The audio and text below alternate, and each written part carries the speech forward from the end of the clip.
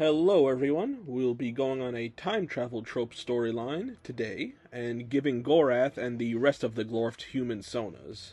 I hope you guys are ready, so let's get into it. We start with Gorrath yelling at the commander yet again about how many times they have failed.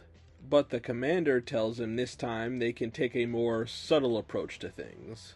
As we see Gorrath put on an armband that gives him a human sona which makes him look like a biker. So now with this tech, they set out to enact their plans yet again. Coop and the gang are at the stadium to go to a music concert, with Coop just causing more and more damage to people's cars.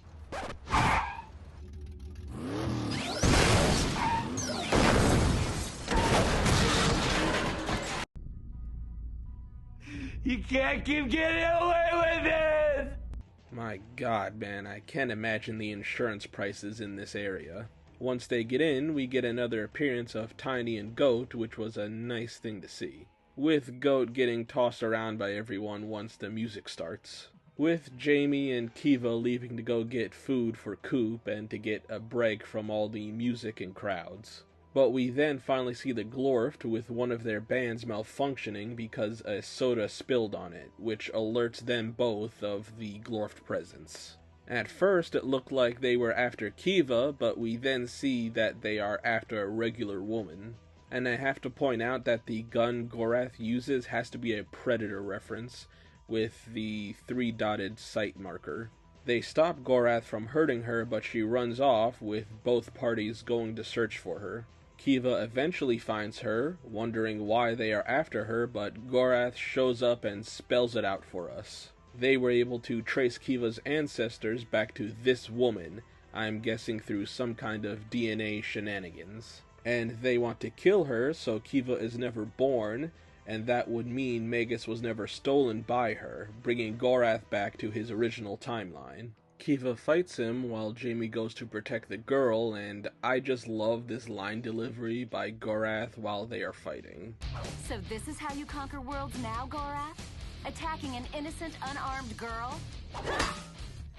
Yes. The girl runs into Jamie, with them going up on the couples cam, alerting everyone to where they are. Yo, man, that Jamie? What? Nah, that guy's with a girl. My nigga, you just got roasted! Yeah!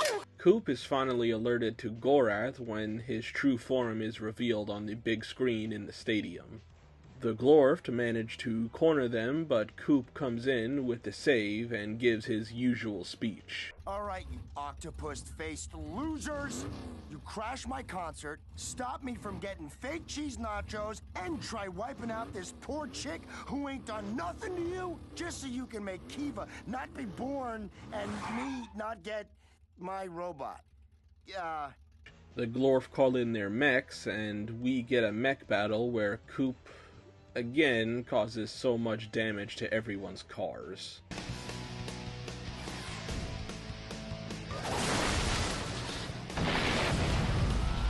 He can't keep getting away with it! And Coop and Gorrath have an honestly pretty good fight. And after he beats him, he beats all the other mechs, winning the fight like always. And I just have to comment on how I really like the headbanging animation for Coop. It just looks great. Afterwards, Kiva talks to the girl and asks if she wants to talk more, but she just says she wants to go back to Brooklyn and stay away from all this craziness, with the gang just hanging out at the end of the episode. And the credits showing Gorrath beating up Coop, with it being revealed that it's just the commander who is taking on the image of Coop, with Gorrath taking great pleasure in beating him. So first we gotta go over Kiva's ancestor, who is named Allie, because I don't think they ever say it in the episode, and she is played by Julie Nathanson.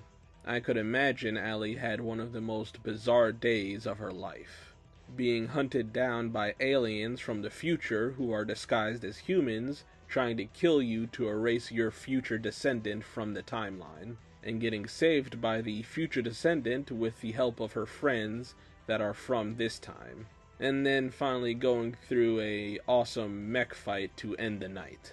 I completely understand why she said she wants nothing to do with them, because most people do not want to deal with what the gang goes through all the time. Gorrath and the Glorft commander were good as usual with their comedic bits, and I thought it was cool to see how they would look as humans with making their tentacles into mustaches. And their plan in general was not a bad one, all in all, because they actually would have succeeded if the crew did not go to the concert. Maybe Goat and Tiny might have helped, but that's a maybe because they may not even know it was going on.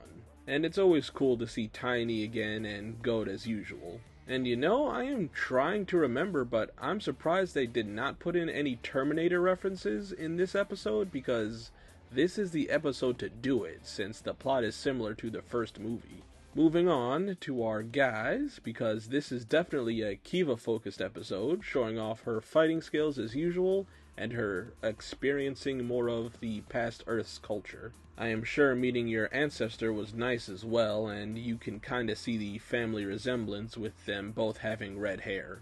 Jamie was a bit useful this episode, kind of protecting Allie, even though he was still a coward for some parts. And it would have been wild if he did turn out to be her ancestor as well. And Coop was just being his usual self for the episode.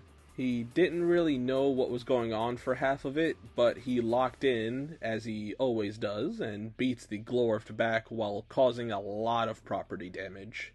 This was a good episode overall, with some cool ideas thrown in there. I hope you all did enjoy, so if you did, make sure to like the video and subscribe to the channel. If you haven't and you're a fan of Megas XLR, I have a whole playlist for you to enjoy the episodes as well.